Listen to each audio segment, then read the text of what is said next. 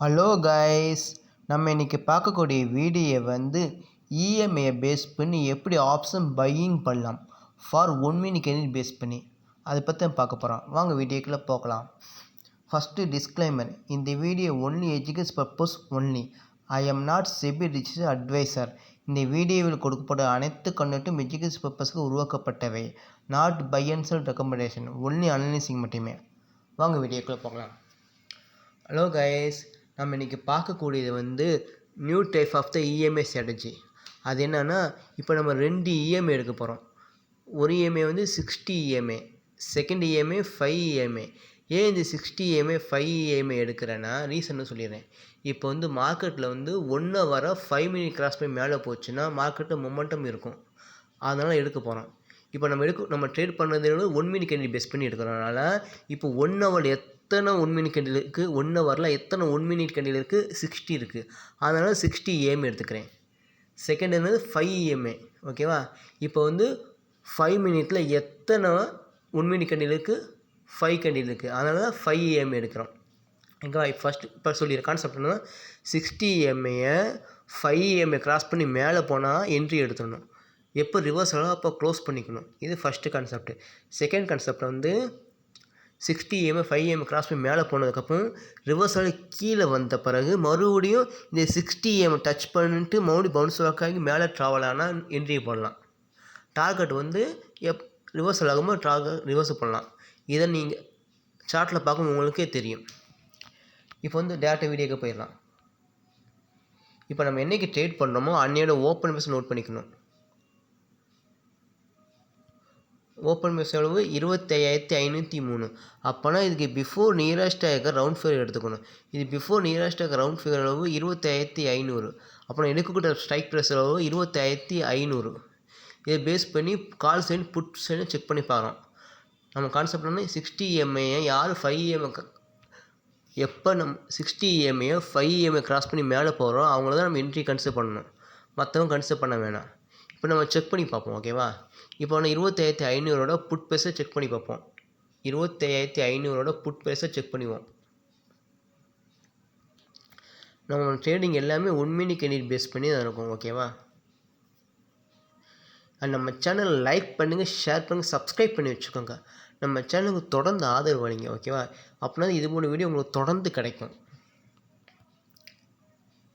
இப்போ 2 இஎம்ஐ எடுத்துக்கணும். First EMI எவ்வளவு? 60.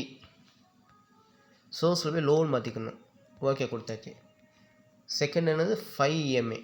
5 போட்டு இது லோ ப்ரைஸ் மாற்றிக்கணும். எப்பயும் போல் நம்ம கலர் சேஞ்ச் பண்ணிக்கலாம். ஓகேவா?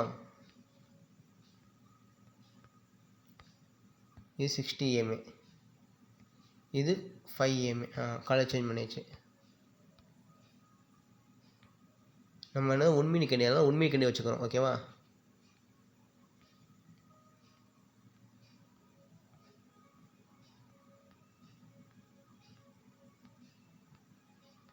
நம்ம சேனல் லைக் பண்ணுங்கள், ஷேர் பண்ணுங்கள், சப்ஸ்கிரைப் பண்ணி வச்சுக்கோங்க. ஓகேவா? இன்றைக்கி தேதி வந்து 10ஆம் தேதி.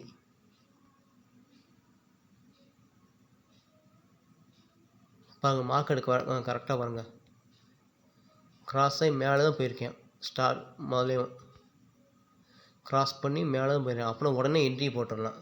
அதான் ஃபஸ்ட்டு உண்மைக்குன்னு என்ட்ரி போட்டுடலாம். ஓகேவா?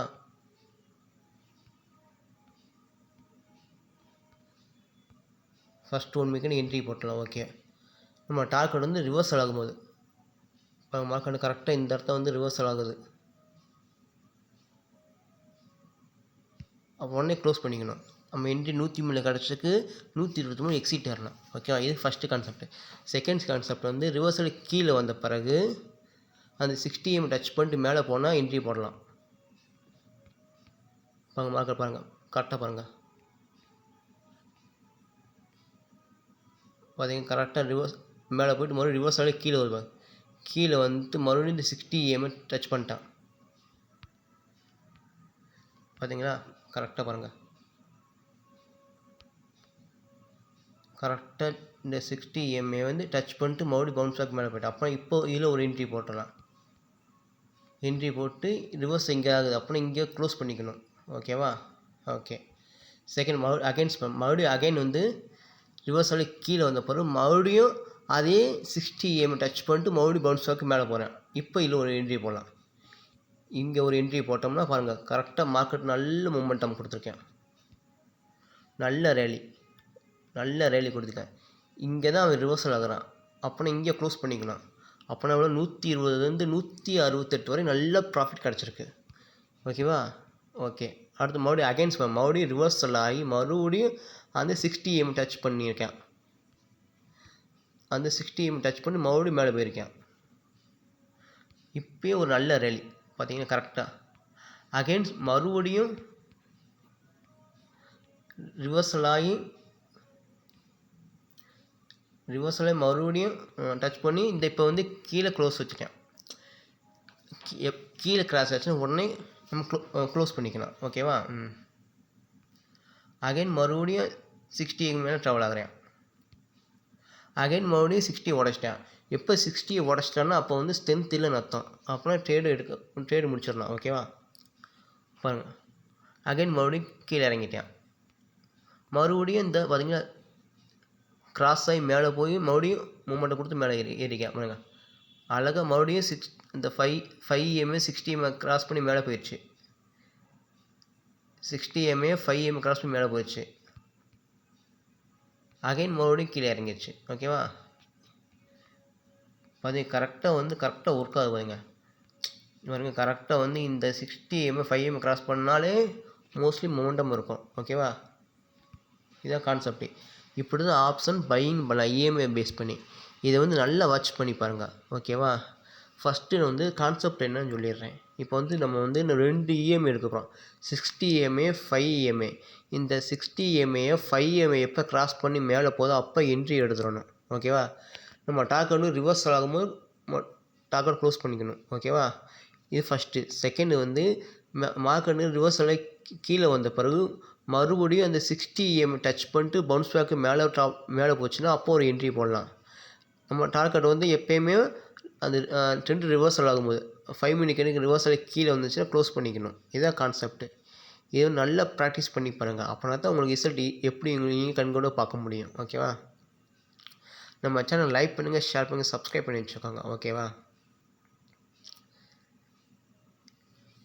ஏன் இந்த 65 EMAக்கு ரீசன் சொல்லிட்டேன். ஓகேவா? நீங்கள் வாட்ச் பண்ணாலும் தெரியும். ஓகேவா?